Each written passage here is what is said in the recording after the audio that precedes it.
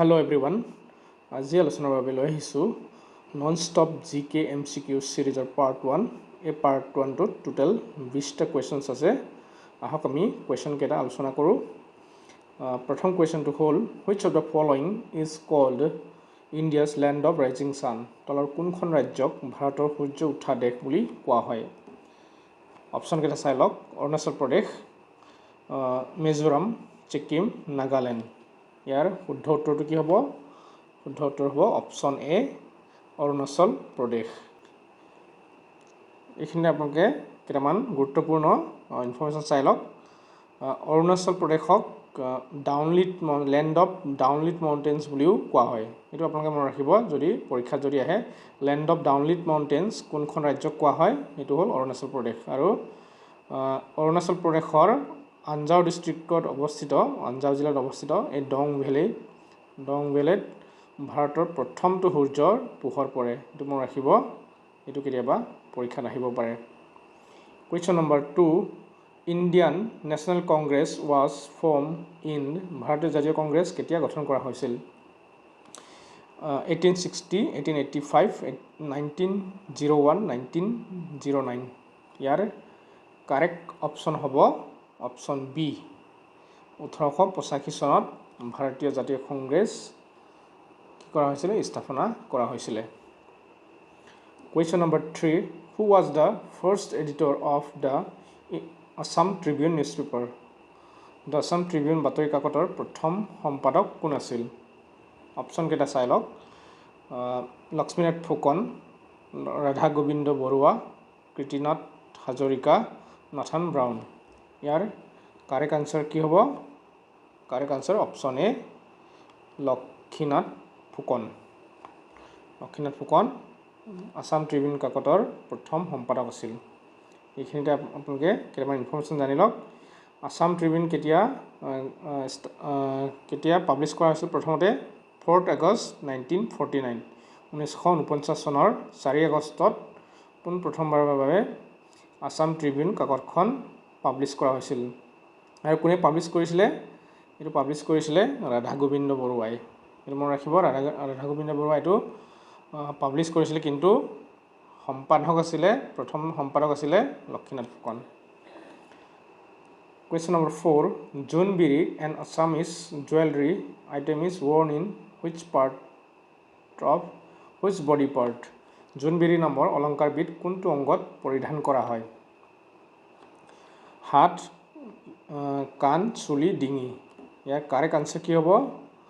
জোনবিৰি নামৰ অসমীয়া অলংকাৰবিধ এইটো নেক অৰ্থাৎ এইটো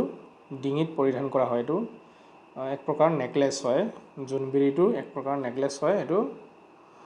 ডিঙিত পৰিধান কৰা হয় এটা আপোনালোকে জোনবিৰি মানে কি জানি লওক জোন মানে হৈছে জানে আপোনালোকে এইটো হ'ল মুন আৰু বিৰি মানে হৈছে সাৰাউণ্ডিং ডিজাইনছ অফ জোনবিৰি যোনটো ডিঙিৰ চাৰিওফালে যিটো ডিজাইন সেইটো বিৰি বুলি কোৱা হয় Question number 5 Which part of the Indian Constitution deals with panchayats ভাৰতীয় সংবিধানৰ কোনটো খণ্ডত পঞ্চায়ত সম্বন্ধে বৰ্ণনা কৰা হৈছে পাৰ্ট 12 পাৰ্ট 9 পাৰ্ট 11 পাৰ্ট 13 ইয়াৰ কাৰেক্ট আনসাৰ কি হ'ব কাৰেক্ট আনসাৰ হ'ব অপশ্যন বি পাৰ্ট 9 ভাৰতীয় সংবিধানৰ পাৰ্ট 9ত পঞ্চায়ত সম্বন্ধে কি কৰা হৈছে বৰ্ণনা কৰা হৈছে আৰু এইটো কেতিয়া সংবিধানত সন্নিৱিষ্ট কৰা হৈছিলে এইটো আছিলে 73rd কনষ্টিটিউশ্যনেল এমেণ্ডমেণ্ট এইটো মনত ৰাখিব 1992 চনত 73rd কনষ্টিটিউশ্যনেল এমেণ্ডমেণ্ট কৰা হৈছিলে আৰু সেই এমেণ্ডমেণ্ট অনুসৰিয়েই ভাৰতীয় সংবিধানৰ পাৰ্ট 9 এইটো সন্নিৱিষ্ট কৰা হৈছে আৰু পঞ্চায়তী ৰাজ ব্যৱস্থাটো কি কৰা হৈছিলে সংবিধানত পোনপ্ৰথমভাৱে এইটো ইন্ট্ৰডিউচ কৰা হৈছিলে Question number 6 The book Bhakti Ratnavali was written by Bhakti Ratnavali নামৰ গ্ৰন্থখনৰ ৰচক হ'ল মাধৱ কন্দলী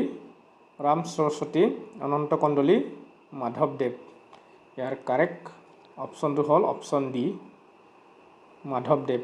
মাধৱদেৱে ভক্তি ৰত্নাৱলী নামৰ গ্ৰন্থখনৰ ৰচক আছিল Question number 7. Mossad হৈছে Russia's missile defense system, Germany's attack helicopter, Israel's intelligence agency, Japan's drone warfare. ইয়াৰ কাৰেক্ট আনসাৰ হ'ব মছাদটো হ'ল এইটো বিখ্যাত কি হয় ইজৰাইলৰ ইন্টেলিজেন্স এজেন্সি হয় এইটো খুবেই শক্তিশালী ইন্টেলিজেন্স এজেন্সি হয় এটা আপোনালোকে জনাটো খুবেই দৰকাৰ এইটো আৰু পৰীক্ষাটো অহাৰ সম্ভাৱনা আছে Question number 8. Which is the world's largest landlocked country? সম্পূৰ্ণৰূপে স্থলসীমাৰে আগুৰা বিশ্বৰ বৃহত্তম দেশখনৰ নাম কি? Landlock মানে হৈছে সম্পূৰ্ণৰূপে স্থলসীমাৰে আগুৰা দেশ। Landlocked country কি হয় সাগৰ বা মহাসাগৰেৰে কি কৰা নহয় এইটো সংযোগ কৰা নহয় আৰু আটাইতকৈ বিশ্বৰ বৃহত্তম দেশখনৰ নাম কি? মংগোলিয়া আজাৰবাইজান তুৰ্কমেনিস্তান কাজাখস্তান এটো হৈছে কাৰেক্ট আনসাৰ হৈছে কাজাখস্তান হৈছে বিশ্বৰ বৃহত্তম ল্যান্ডলক কান্ট্ৰি কোয়েশ্চন নম্বৰ এটা আপোনালোকে কেইটামান ইনফৰমেশ্যন জানি লওক কাজাখস্তানৰ বিষয়ে কাজাখস্তানৰ ৰাজধানী হ'ল আস্তানা এটো মনত ৰাখিব এটো প্ৰায় পৰীক্ষাত আহে আস্তানা আৰু কাজাখস্তানৰ কাৰেন্সি মুদ্ৰা হৈছে টেংগে এটো মনত ৰাখিব টেংগে কাজাখস্তানৰ মুদ্ৰা Question number 9 Who is the ex officio chairman of Rajya Sabha Rajya Sabhar প্ৰধান অধ্যক্ষ কোন President of India Vice President of India Speaker of the Lok Sabha Attorney General of India ইয়াৰ কাৰেক্ট আনসাৰ হ'ব option B Vice President of India বা ভাৰতৰ উপৰাষ্ট্ৰপতি ৰাজ্যসভাৰ প্ৰধান অধ্যক্ষ বা সভাপতি Question number 10 What is the chemical name of washing soda washing soda ৰাসায়নিক নাম কি Sodium carbonate calcium carbonate sodium bicarbonate calcium bicarbonate ইয়াৰ কারেক্ট আনসার হ'ব অপশন এ অপশন এ কি আছে sodium carbonate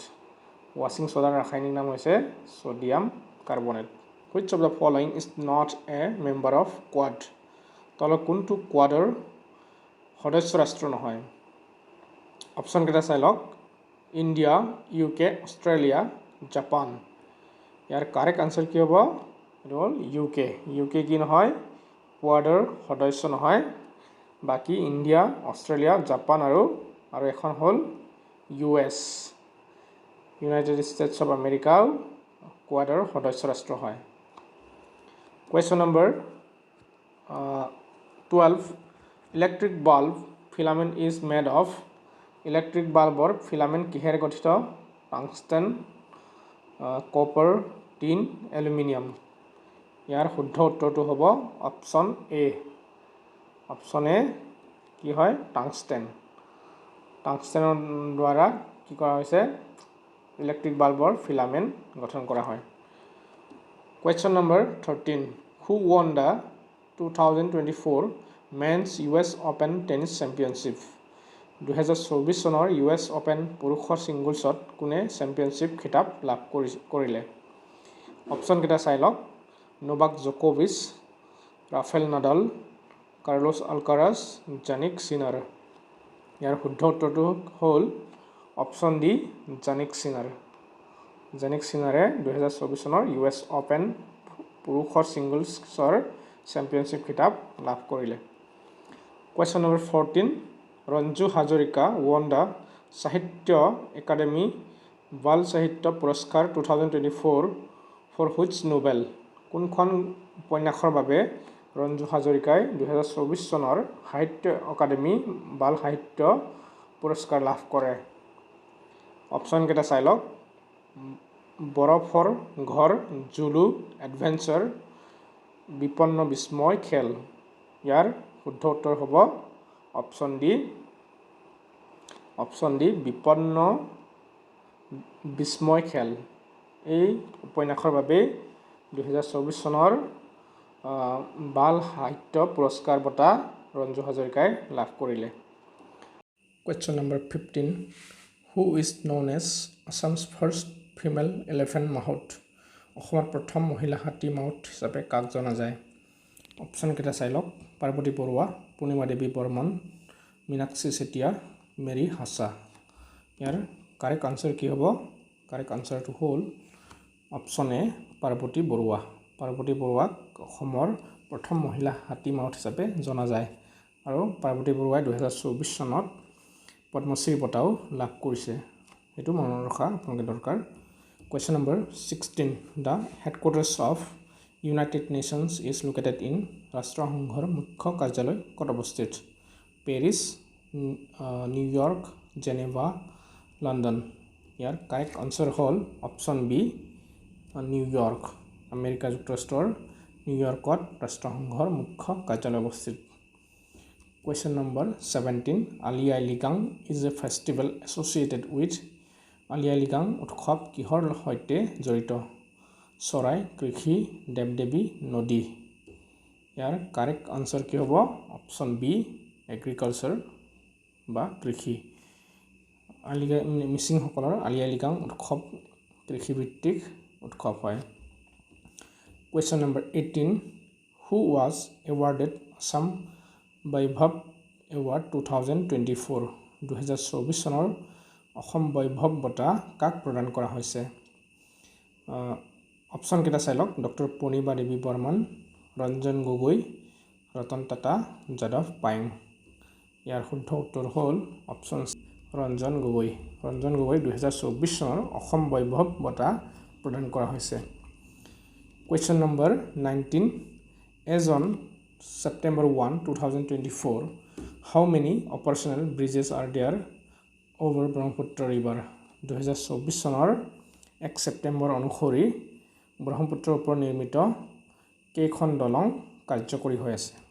5খন 6খন 7খন 8খন ইয়াৰ শুদ্ধ উত্তৰ হ'ল অপশ্যন বি বৰ্তমান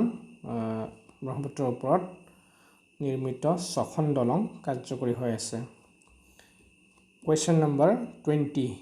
Popular social media app X is earlier known as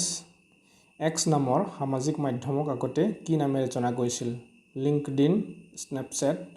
Twitter, co X নামৰ এই সামাজিক মাধ্যমক আগতে কি নামেৰে জনা গৈছিল এইটো টুইটাৰ নামেৰে জনা গৈছিল সো আজিৰ পাৰ্টটোত ইমানখিনি কুৱেশ্যনছ আছিলে আপোনালোকে যদিহে ভিডিঅ'টো ভাল পায় তেন্তে লাইক কৰিব এণ্ড প্লিজ ছাবস্ক্ৰাইব কৰিব যাতে মই দিয়া ভিডিঅ'বোৰ আপোনালোকে সোনকালে পাই যায় থেংক ইউ ফৰ ৱাচিং